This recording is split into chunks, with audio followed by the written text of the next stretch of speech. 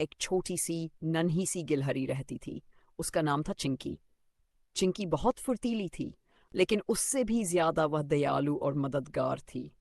हर सुबह सूरज की पहली किरण के साथ वह अपने बिल से बाहर निकलती, पेड़ों पर उछल कूद करती और दाने इकट्ठा करती। जंगल के सभी जानवर चिंकी को जानते थे, क्योंकि वह कभी किसी को अकेला या परेशान नहीं छोड़ती थी। अगर किसी की चीज गिर जाए या कोई डर जाए, तो चिंकी सबसे पहले पहुंचती थी। एक दिन जंगल में घूमते घूमते चिंकी ने देखा कि एक छोटी सी चिड़िया जमीन पर गिरी हुई है। उसका पंख दुख रहा था और वह उड़ नहीं पा रही थी।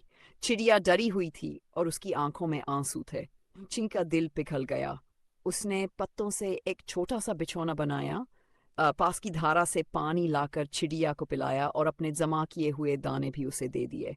हर दिन चिंकी चुपचाप उसकी देखभाल करती रही। धीरे धीरे दिन बीते, चिड़िया की ताकत लौटने लगी। अब वह मुस्कुराने लगी थी और चिंकी के साथ चहचहाने लगी थी।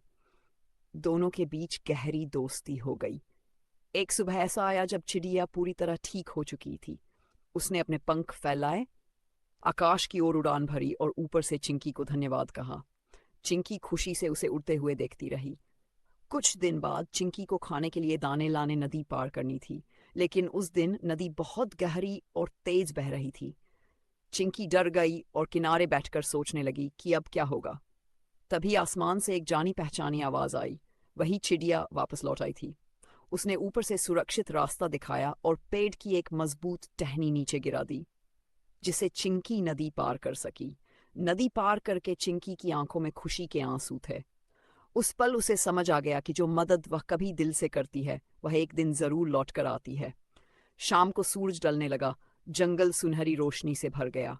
चिंकी पेड़ की डाल पर बैठी मुस्कुरा रही थी और उसका दिल संतोष से भरा हुआ था।